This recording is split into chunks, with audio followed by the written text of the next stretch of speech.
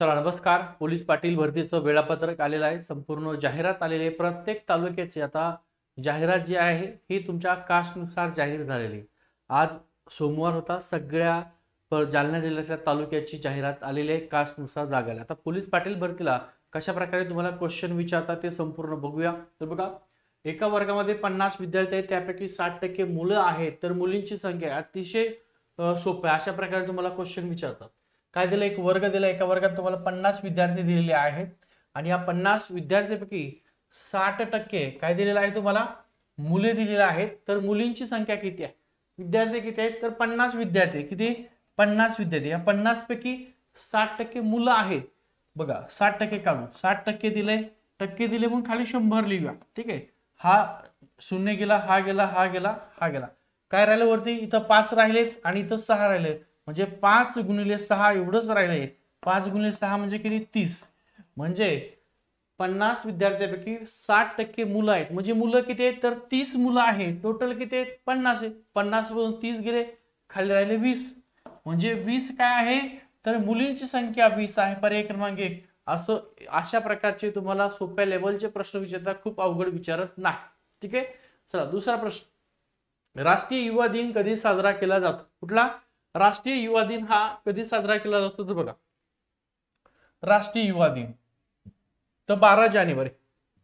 कुठला, 12 जानेवारी हा राष्ट्रीय युवा दिन म्हणून साजरा केला जातो. आणि कोणाचा जन्मदिवस आहे, तर 12 जानेवारी हा कोणाचा कोणाचा जन्मदिवस आहे. बघा 12 जानेवारी 2 व्यक्तीचा जन्मदिवस आहे, परंतु राष्ट्रीय युवा दिन म्हणून स्वामी विवेकानंद यांचा जो जन्मदिवस आहे 12 जानेवारी, स्वामी विवेकानंद यांचा जन्मदिवस 12 जानेवारी हा राष्ट्रीय युवा दिन म्हणून साजरा केला जातो. लक्षात ठेवा, विचारतील तुम्हाला कधीही विचारू शकता.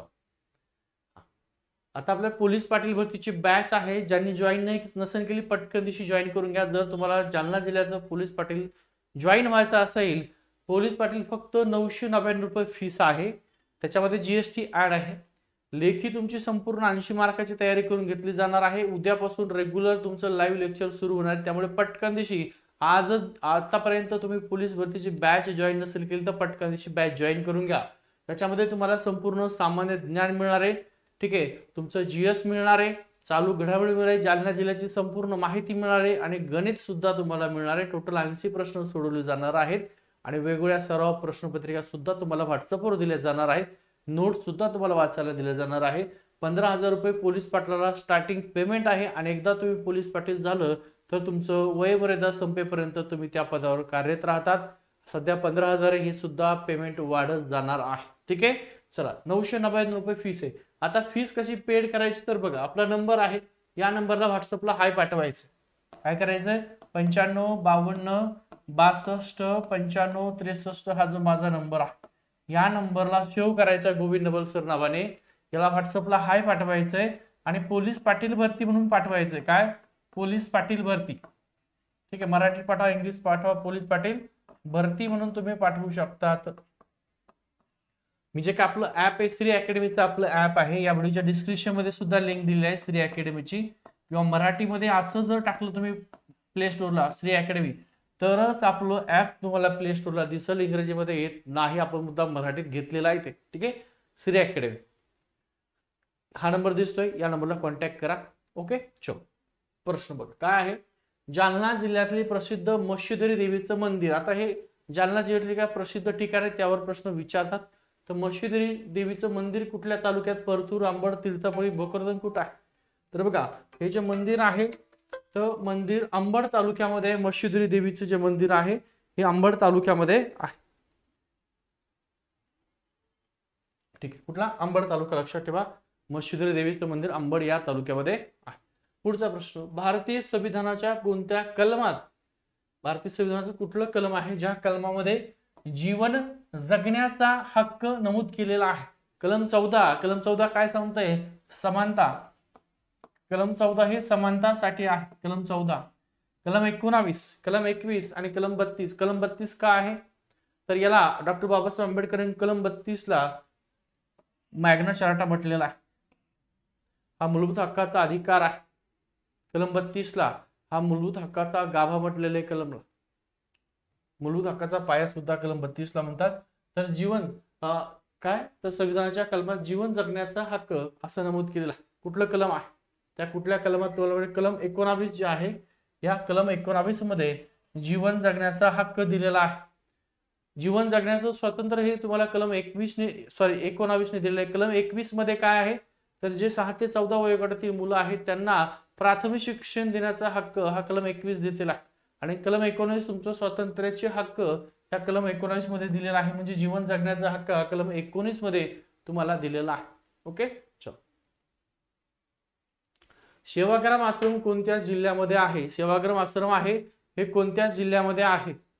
बघा, सेवाग्राम आश्रम हे कुठल्या जिल्ह्यामध्ये आहे तर हे वर्धा जिल्ह्यामध्ये. परंतु तुम्हाला असा फिरून प्रश्न विचारला जातो की सेवाग्राम आश्रम जे आहे तर सेवाग्राम आश्रम हे जे आहे तर वर्धा जिल्ह्यात आहे, पण कोणी सुरू केलेलं आहे तर हे महात्मा गांधींनी सुरू केलेलं आहे. महात्मा गांधी आहेत, महात्मा गांधींनी वर्धा इथं सेवाग्राम आश्रम सुरू केलेला आहे. वर्धा इथं महात्मा गांधींनी सेवाग्राम आश्रम आहे ते सुरू केलेला आहे. ठीक आहे, चला. यावर प्रश्न तुम्हाला एक तर विचारतील, सेवाग्राम आश्रम कोणी सुरू केले तर महात्मा गांधींनी. कुठं सुरू केले तर वर्धा इथं सुरू केलेला आहे. पुढचा प्रश्न, जालना शहराचं नाव कोणत्या संताच्या नावावरून पडले? आता तुम्ही जालना जिल्ह्यामध्ये राहतायत, त्यासोबत जालना जिल्ह्यामध्ये सोबत तुम्हाला माहिती असलं पाहिजे की पोलीस पाटील भरतीला असे तुम्हाला स्थानिक लेवलचे प्रश्न काही पण विचारतील. 20 प्रश्न तुम्हाला जास्तीत जास्त मेरिट कमी कसे येण्यासंदर्भात ते कशाही प्रकारे तुम्हाला 20 प्रश्न ते विचारू शकतात. ठीक आहे, तर बघा, जालना शहराचं नाव हे कोणत्या संताच्या नावावरून पडलेलं आहे? तुम्हाला 4 ऑप्शन दिलेला आहे.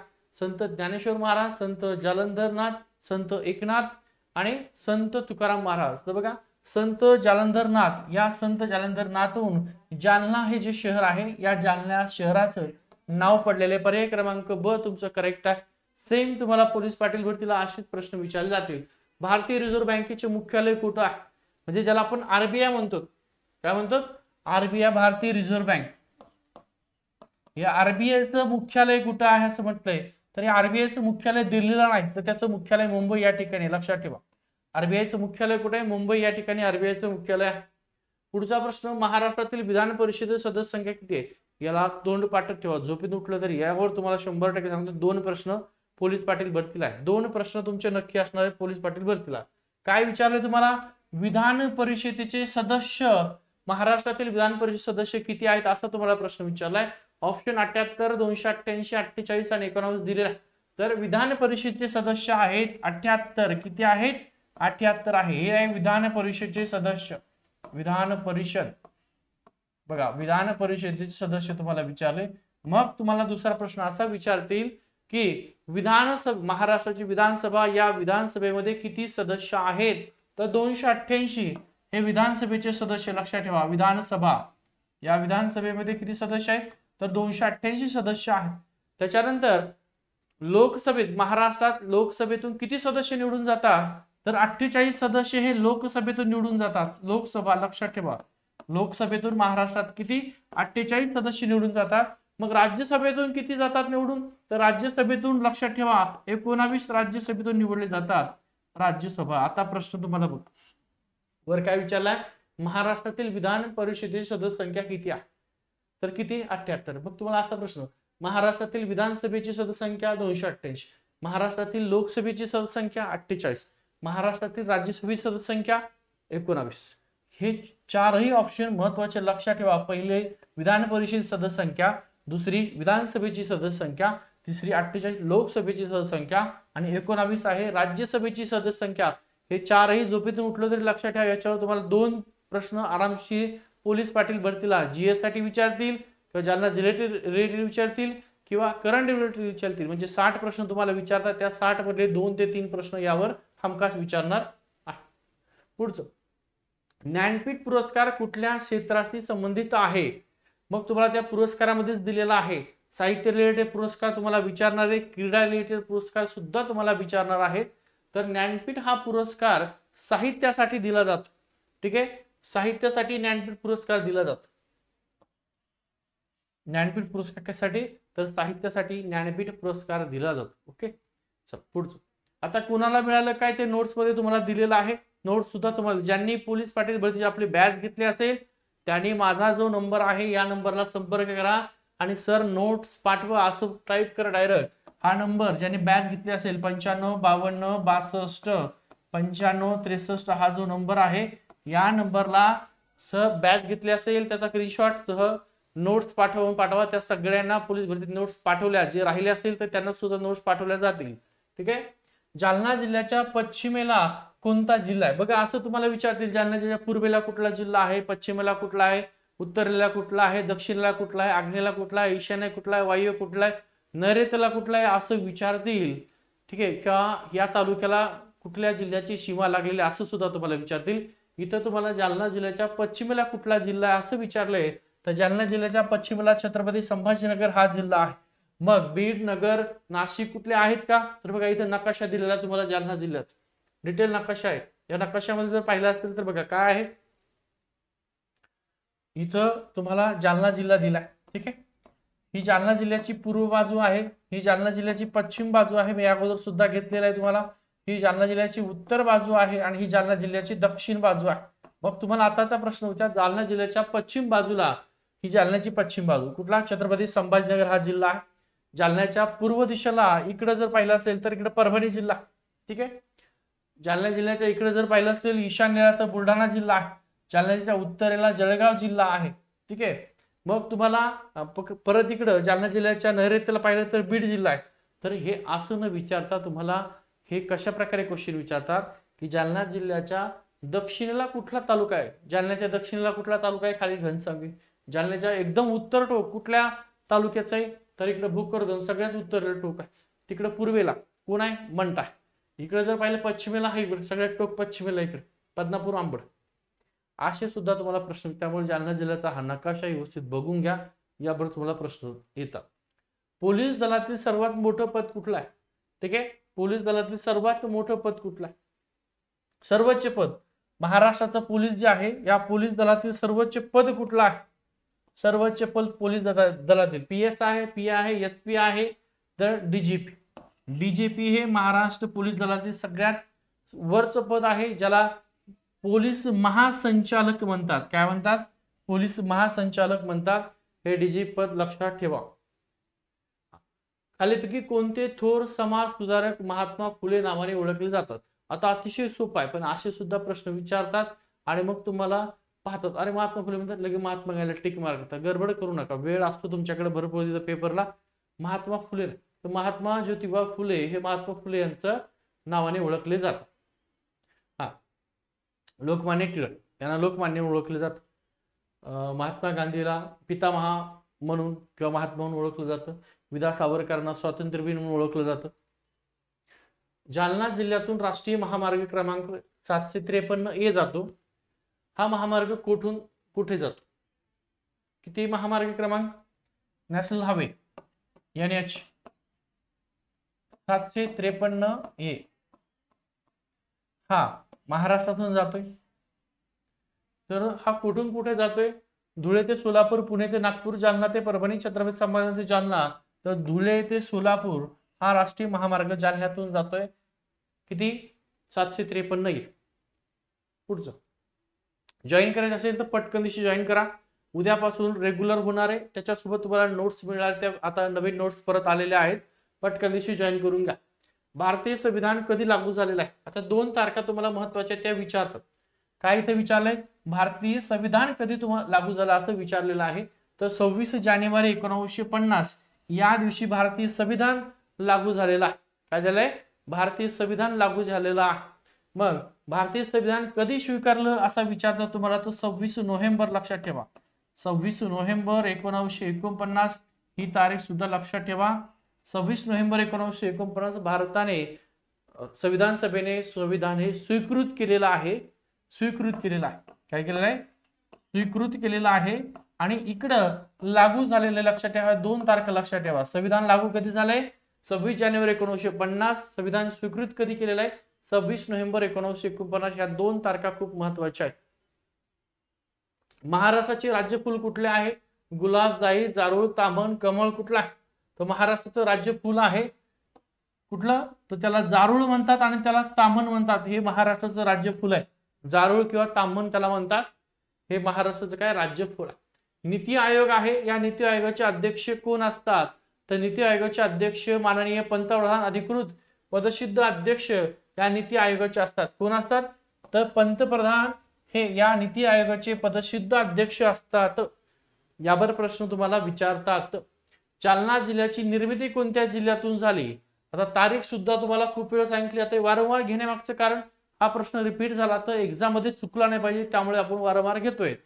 जालना जिल्ह्याची निर्मिती कुठल्या जिल्ह्यातून झाली, तर त्यावेळेस औरंगाबाद असो छत्रपती संभाजीनगर या जिल्ह्यातून जालना जिल्ह्याची निर्मिती कधी झालेली आहे, तर 1 मे 1981 1 मे 1981 या दिवशी जालना जिल्ह्याची निर्मिती छत्रपती संभाजीनगरहून झालेली आहे। त्यावेळेस जालन्यामध्ये किती होते जिल्हे, तर 26 जिल्हे होते। आता किती आहेत, तर आता 36 जिल्हे। त्यावेळेस 4 प्रशासकीय विभाग, आता 6 प्रशासकीय विभाग। त्यावेळेस नवीन परत 1992 ला जालना जिल्ह्यामध्ये 3 नवीन जिल्ह्यात तालुक्याची तहसीलची निर्मिती केलेली आहे। ठीक आहे, ही सगळी माहिती मागच्या व्हिडिओमध्ये बघितली, त्यामुळे मागचा व्हिडिओ सुद्धा बघून घ्या आणि बॅच जॉईन नसेल केली तर पटकन तशी बॅच जॉईन करा। पुणे करार हा कोणत्या वर्षी झालेला आहे, पुणे करार 3 गोलमेज परिषदा झालेल्या आहेत। 3 गोलमेज 1930 ची एक, 1931 ची एक आणि 1932 ची एक, अशा 3 गोलमेज परिषदाला 1932 च्या गोलमेज परिषद 3चा सारांश दिला आणि या तिन्ही गोलमेज परिषदला दलितांचे नेते म्हणून दलितांचे नेतृत्व करण्यासाठी डॉक्टर बाबासाहेब आंबेडकर हजर होते आणि गांधीजी हे दुसऱ्याच 1931 च्या गोलमेज परिषदेला हजर होते 1931 च्या। मग डॉक्टर बाबासाहेब आंबेडकरांचं म्हणणं होतं की यांना स्वतंत्र मतदारसंघ पाहिजे, त्यावर ठाम होतं आणि रॅमसे मॅकडॉनल्ड पंतप्रधान होते, त्यांनी ते मान्य पण करून टाकलं होतं। गांधीजी उपोषणाला बसले, त्यांना वाटलं होतं की स्वतंत्र मतदारसंघ दिलं की हे दलित हिंदूपासून वेगळे होतील, म्हणून त्यांनी विरोध केला आणि राखीव प्रवर्ग देण्यासाठी त्यांनी अन्नत्याग आंदोलन सुरू केलं आणि मग अनेक लोकांनी समजून डॉक्टर बाबासाहेब आंबेडकर झाले आणि नंतर मग हा जो 1932 चा पुणे करार झाला, यालाच एरवडा करार सुद्धा म्हणतात। काय म्हणतात, एरवडा करार किंवा पुणे करार म्हणतात। हा झालेला 1932 ला आणि मग दलितांना राखीव मतदारसंघ दिलेला आहे।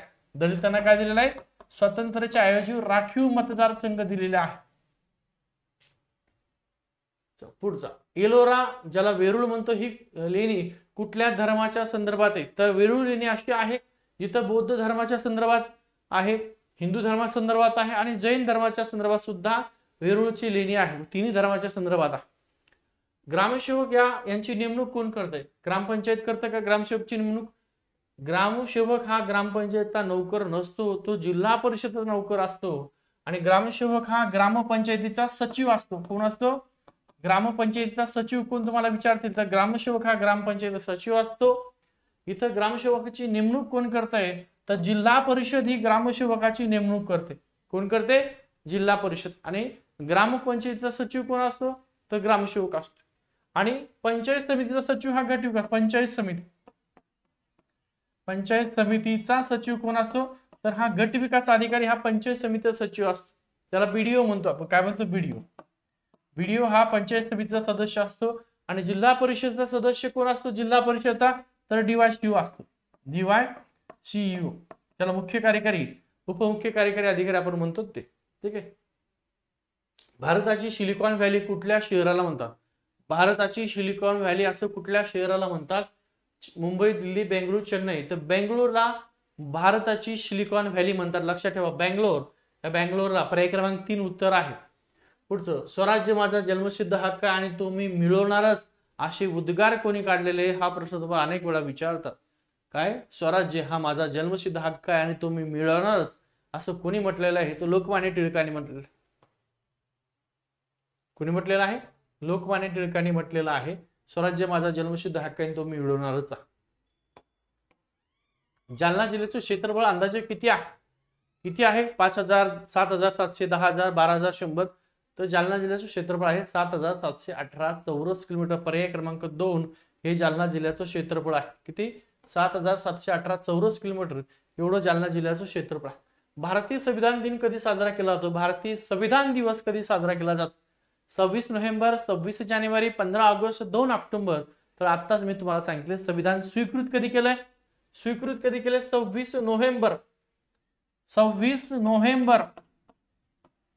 1949 या दिवशी भारताने संविधान हे स्वीकृत केलेलं आहे। काय केले, संविधान स्वीकृत केलेला आहे आणि हा 26 नोव्हेंबर हा दिवस संविधान दिवस म्हणून साजरा केला जातो. आणि मग 26 जानेवारी 1950 पासून त्याची अंमलबजावणी झाली, ते लागू करण्यात आलेलं आहे. 15 ऑगस्ट हा भारताचा स्वातंत्र्य दिवस 15 ऑगस्ट 1947 भारताला स्वातंत्र्य मिळाले, म्हणून 15 ऑगस्ट हा स्वातंत्र्य दिन म्हणून आपण साजरा केला जातो. त्याच्यानंतर 2 ऑक्टोबर गांधी जयंती म्हणून आपण साजरी करतो. काय महात्मा गांधी जयंती ही 2 ऑक्टोबर, आणि 2 ऑक्टोबर हा शांती दिवस म्हणून सुद्धा साजरा केला जातो. रोलेट कायदा कोणत्या वर्षी मंजूर झाला? रोलेट कायद्याला काळा कायदा सुद्धा म्हणतात. हा 1919 ला मंजूर झालेला आहे. हा कायदा काय होता? तर हा कायदा असा होता की न चौकशी करता कुठल्याही व्यक्तीला इंग्रज सरकार किंवा पोलीस अधिकारी उचलून त्याची चौकशी करून त्याला डांबू शकत होते, जेलमध्ये किती दिवस ठेवू शकत होते.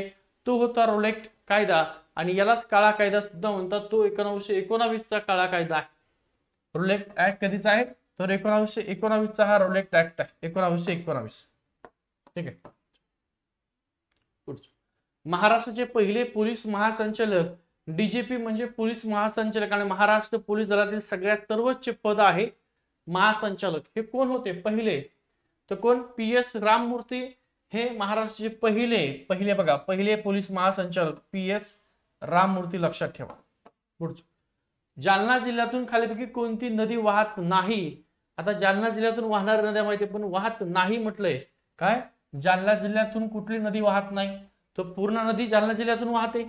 ठीक आहे. दुधना पण वाहते, कुंडलिका पण वाहते. कुंडलिका वर जालना शहर बसलेला आहे. ठीक आहे. आणि शीना नदी वाहत नाही. शीना कुठं? मग तिकडं अहिल्यानगर ते सोलापूर इकडं शीना नदी आहे. ठीक आहे. इकडं जालना जिल्ह्यात आहे का शीना नदी? नाही. अशा प्रकारे सुद्धा तुम्हाला पोलीस पाटील बद्दल प्रश्न विचारतील. महाराष्ट्राचे पहिले राज्यपाल कोण होते? महाराष्ट्राचे पहिले राज्यपाल कोण होते? तर श्रीप्रकाश हे महाराष्ट्राचे पहिले राज्यपाल होते. कोण? श्रीप्रकाश हे महाराष्ट्राचे पहिले राज्यपाल. लक्षात ठेवा. ग्रँड ट्रंक हा रोड कोणी बांधलेला आहे? तर शेरशाह सुरी याने हा रोड बांधलेला आहे. कोणी? शेरशाह सुरी यांनी. हा प्रश्न विचारतात खूप एक्झामला. ग्रँड ट्रंक रोड कुठल्या म्हणजे कोणी बांधले? तर शेरशाह सुरी यांनी. जालना जिल्ह्यातील भोकरदन हे ठिकाण कशासाठी प्रसिद्ध आहे? हे प्रश्न खूप वेळा जालना जिल्ह्याच्या ज्या काही टेक्निकल परीक्षा झाल्या जालना जिल्ह्यावर यावर प्रश्न आहे. तर ऐतिहासिक किल्ला या भोकरदन मध्ये आहे, त्यासाठी हे भोकरदन प्रसिद्ध आहे. भारतातील पहिली जनगणना कोणत्या वर्षी झालेली आहे? तर 1872 मध्ये भारतातली पहिली जनगणना झालेली आहे, आणि 1881 पासून रेग्युलर दर 10 वर्षांनी जनगणना व्हायला सुरुवात झाली. भारतातली पहिली जनगणना 1872 ची आहे, आणि दरवर्षी 10 वर्षांनी 1881 मध्ये ही जनगणना होत गेली. पुढचा प्रश्न, भारतरत्न पुरस्कार मिळवणारे पहिले महाराष्ट्रीयन व्यक्ती कोण आहेत? आपण ज्यावेळेस समाज सुधारक घेतलं त्या समाज सुधारकामध्ये ही माहिती दिली की कर्वे, धोंडो केशव कर्वे जे आहेत, या कर्वेंना धोंडो केशव कर्वे त्यांना महर्षी कर्वे म्हणतो. डबल ऑप्शन झालेला आहे. ठीक आहे. 2 ऑप्शन वेगळे आपले झाले. हे महर्षी कर्वे म्हणजे धोंडो केशव कर्वे आहेत, एकच आहे हे ऑप्शन बरं का. तर यांचा जन्म आहे 1858 चा जन्म आहे, आणि 1958 या दिवशी त्यांना 100 वर्ष पूर्ण झालं. त्यांचं स्त्रीविषयक सामाजिक कार्य खूप मोठं आहे, त्याच्यामुळे भारत सरकारने 1958 ला त्यांना भारतरत्न हा पुरस्कार दिलेला आहे. कधी? 1958 ला. आणि 1958 ला त्यांना 100 वर्ष पूर्ण झालं, आणि कर्वे 104 वर्ष जगलेले आहेत, आणि पहिले महाराष्ट्रीयन व्यक्ती आहे ज्यांना भारतरत्न पुरस्कार दिलेला आहे. ठीक आहे. तर महर्षी कर्वे लक्षात ठेवा, त्यांचं नाव धोंडो केशव कर्वे. जालना जिल्ह्यात एकूण किती तालुके आहेत? तर जालना जिल्ह्यात टोटल 8 तालुके. तोंडपाठ तुमचे असले पाहिजे. जालना जिल्ह्यात किती? तर 8 तालुके. राष्ट्रीय पंचायत राज दिन कधी साजरा केला जातो? तर राष्ट्रीय पंचायत राज दिन हा 24 एप्रिल या दिवशी साजरा केला जातो. कारण 73वी जी घटनादुरुस्ती झाली, ज्याच्यामध्ये ग्रामपंचायत, पंचायत समिती, जिल्हा परिषद या 73व्या घटनादुरुस्तीने स्थापन झाल्यात, आणि 74व्या घटनादुरुस्ती नगरपालिका, महानगरपालिका, नगर परिषद, कटक मंडळी सगळे. तर 24 एप्रिल हा राष्ट्रीय पंचायत राज दिन म्हणून साजरा केला जातो. महाराष्ट्रातील कापसाचा जिल्हा म्हणून कोणता जिल्हा ओळखला जातो? तर यवतमाळ हा जो जिल्हा आहे, या यवतमाळ जिल्ह्याला कापसाचा जिल्हा म्हणून ओळखलं जातं. भारतीय राष्ट्रीय काँग्रेसची स्थापना कोणी केलेली आहे? तर बघा उत्तर सुद्धा खाली दिलेलं आहे. एओ हुम आहेत, ज्यांना ॲलन हुम म्हणतात, यांनी भारतीय राष्ट्रीय काँग्रेसची स्थापना केलेली आहे. 28 डिसेंबर 1885 या दिवशी राष्ट्रीय काँग्रेसची स्थापना झाली. तारीख लक्षात ठेवा. 28 डिसेंबर 1885 या दिवशी काय झालेले आहे? या काँग्रेसची स्थापना झालेली आहे. आणि इथं याचे ओ एम बॅनर्जी जे आहेत हे पहिले अध्यक्ष होते. आणि मुंबई इथं कुठे झाली काँग्रेस स्थापना? मुंबईत. आणि पहिला जी सभा झाली या पहिल्या सभेला 72 प्रतिनिधी हजर होते. एवढं लक्षात. 28 डिसेंबर 1885 राष्ट्रीय काँग्रेसची स्थापना झालेली. ही महत्वाचं लक्षात ठेवा. पुढचं, जालना जिल्ह्यातून जाणारा राष्ट्रीय महामार्ग क्रमांक 61 ज्याला नॅशनल हायवे 61 म्हणतात, हा कुठून कुठे जातो? तर लक्षात ठेवा, हा नांदेड ते बार्शी या दोन शहरादरम्यान जातो. जालन्यातून जातो. कुठं? नांदेड ते बार्शी. कुठला आहे? National highway 61. लक्षात ठेवा. आपण अगोदर किती पाहिला? 573. हे पाहिला, हा 61 आहे. दोन्ही पण लक्षात ठेवा. आता असा प्रश्न तुम्हाला साधे सोपे प्रकारे तुम्हाला गणित विचारलं जातं. 250च्या 40% किती? काय विचारलंय? 250 दिलेला आहे आणि च्या म्हटलं की इथं गुणाकारात चिन्ह लिहायचं. आणि किती दिले? 40%. टक्के दिलं मग खाली 100 लिहायचं. मग हा 0 उडायचा, हा 0 उडून गेला, हा गेला, आपण कट केलंय. आता राहिलं काय? इथं राहिले 25 आणि इथं राहिलं 4. मग 25 गुणिले 4 किती? इथं लिहूया. 25 गुणिले 4 किती? 100. तर मग 250च्या 40% किती? तर 100 आहे का ऑप्शन मध्ये? ऑप्शन क्रमांक 1 तुमचा आहे. अशा प्रकारे पोलीस पाटील भरतीला तुम्हाला प्रश्न विचारतात. दुसरं सोपं आहे. एका वस्तूची खरेदी किंमत 800 रुपये आहे आणि ती 1000 रुपयांना विकली तर किती नफा झाला? आता 800 ला घेतली आणि 1000 ला विकली म्हणजे याचा अर्थ 200 रुपये. सरळ सरळ आहे, 200 रुपये नफा झालेला आहे. 800 रुपयाला काय केले? त्यांनी खरेदी केली आणि 1000 ला विकली म्हणजे पर्याय क्रमांक 2 तुमचं उत्तर आहे. 200 रुपये तिथे नफा मिळाला आहे. पोलीस पाटील भरतीची तुम्हाला बॅच घ्यायची असेल तर पटकन दिशी काय करायचं? हा आपला नंबर आहे 95 52 62. या नंबरला कॉन्टॅक्ट करायचा आहे. 95 63. इथं हाय पाठवायचा आहे. आणि व्हॉट्सअपला आहे आपलं श्री अकॅडमीचं ऍप आहे. 990 रुपये फीस आहे, सगळ्यात कमी. आणि तुम्हाला जर पोलीस व्हायचं असेल तर बॅच नक्की घ्या. बॅच मध्ये तुम्हाला संपूर्ण सिलेबस कव्हर केला जाणार आहे. आता लसावी मसावी कशी काढायची बघा. म्हणजे लसावी मसावी तुम्हाला दिलेली आहे. 15 20 25 या संख्येचा लसावी किती आहे असं विचारलंय आणि तुम्हाला ऑप्शन दिले आहेत. तर सगळ्यात सोपं लसावी काढायचं काय करायचं बघा. 15 लिहून घ्यायचे असेल तसे, 20 लिहून घ्यायचे असेल तसे आणि 25 लिहून घ्यायची. याच्या दोन वेगवेगळ्या पद्धती आहेत. ती बॅच घ्या. बॅच मध्ये तुम्हाला संपूर्ण डिटेल शॉर्ट ट्रिक सांगितलेलं आहे. पहिल्या तुम्हाला सोडवत येणार आहे. तर बघा 15 20 आणि 25 याचा लसावी कसा करायचा? तर या संख्येला भाग द्यायचा कुठल्या एका संख्येने. आपण दिला 5 ने भाग दिला. 5 5 × 15 5 × 20 5 × 25. आता खाली 3 4 5 राहिले. 3 ने भाग देऊया आपण. 3 1 3. 3 ने 4 ला भाग नाही. 4 जशाल तसे दिले. 3 ने 5 ला जात नाही म्हणून 5 सुद्धा जशाल तसे दिले. आता खाली काय उरले? 1 4 आणि 5. परत भाग देऊया. 4 ने भाग देऊया. 1 जशाल जसे लिहिले. 4 1 4. 5 ने 4 ला भाग जात नाही म्हणून 5 जशाल तसे लिहिले. खाली आता आपण आलेलो आहोत बघा इथं. आणि आता इथं काय 5 राहिले खाली. मग 5 ने भाग 4 1 ला 1 जशाल तसं, हा 1 जशाल तसं आणि 5 1 5. लसावी करताना कुठपर्यंत भाग द्यायचा? जोपर्यंत शेवटी 1 1 येत नाही तोपर्यंत भाग देत राहायचं. आता आपण कोणकोणत्या संख्येने भाग दिलाय? 5 ने दिलाय, 3 ने दिलाय, 4 ने दिलाय आणि 5 ने दिलाय. मग या संख्येचा करायचा गुणाकार. या संख्येचा करायचा गुणाकार. 5 ने भाग दिलाय आपण, त्यानंतर 3 ने दिलाय, नंतर 4 ने दिलाय आणि 5 ने दिलेला आहे. ठीक आहे. यांचा करायचा गुणाकार. गुणाकार केला की तुमचं उत्तर लसावी होऊन जातं. आता करूया आपण गुणाकार. 5 ने गुणू 3 ने 5 × 15. 15 चौक किती? 60 आणि 6 पंचे 30 म्हणजे तुमचं 300 तिथं उत्तर येतं आहे का ऑप्शन मध्ये? 300 नाही. मग आपलं चुकलं काहीतरी बघा. 5 × 15 15 चौक किती रे बाबांनो? 60 आणि 6 पंचे 30 300. मग आपलं इथं परत चुकलंय. 15 20 बघा. 5 × 15 5 चौक 20 5 × 25 3 आहे. 3 1 3 4 जशाल तसे 5 जसे 4 1 4 5 लिहिलंय. 1 1 1 5 बरोबर आहे. मग इथं ऑप्शन मध्ये चुकीला आहे. तर याचे तुमचा लसावी येतो 300. 5 1 मिनिट थांबा, कुठेतरी चुकलंय आपला. 5 1 मिनिट 5 5 5 5 5 × 15 5 × 20 5 × 25 3 3 1 3 लिहिलंय आपण.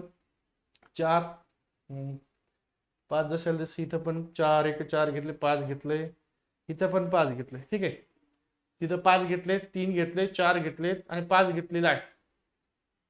5 × 15 हा बरोबर आहे. 5 × 15 झाले हा. आणि 15 चौक 60 आणि 6 पंचे 30. हा बरोबर आहे. इथं आपलं चुकलं. इथं 30 झाला. इथं 300 पाहिजे होतं. करेक्ट आहे. 1 नंबर ऑप्शन करेक्ट बरोबर आहे. इथं 30 झाले होतं आपल्याकडून, तिथं 300 पाहिजे. हे ऑप्शन मध्ये झालेले बरोबर. सेम अशाच प्रकारे काढायचं. जोपर्यंत शेवटी 1 1 येत नाही तोपर्यंत काढत राहायचं इथून. 5 ने भाग दिला आपण, नंतर 3 ने दिला, 4 ने दिला आणि 5 ने दिला, तर तुमचा शेवटी या संख्येचा जो गुणाकार करायचा तो तुमचा त्या ठिकाणी काय लसावीत असतो. आणि 300 तुमचा लसावी आहे. पर्याय 1 मध्येच होतं 300, पण ते ऑप्शन दिसलं नाहीये, तिथं 30 दिसत होतं. करेक्ट तुमचं 30 आहे, फक्त एक शून्य तिथला गेला होता म्हणून थोडासा गोंधळ झाला. काही नाही, सेम अशा प्रकारे तुम्हाला काढवायचंय. आणि आपल्या बॅच मध्ये सगळं डिटेल दिलेलं आहे. पुन्हा एकदा तुम्हाला नंबर देतोय, ठीक आहे, तो नंबर आहे दिलेला. त्या नंबरला सगळ्यांनी हाय पाठवायचा आणि बॅच लवकर जॉईन करा. त्यात तुम्हाला सगळ्या प्रश्नपत्रिका, नोट्स आणि तुमचं 80 मार्काचं जे काय GS आहे ते सगळे तुम्हाला मिळणार आहे. ठीक आहे, थांबतोय.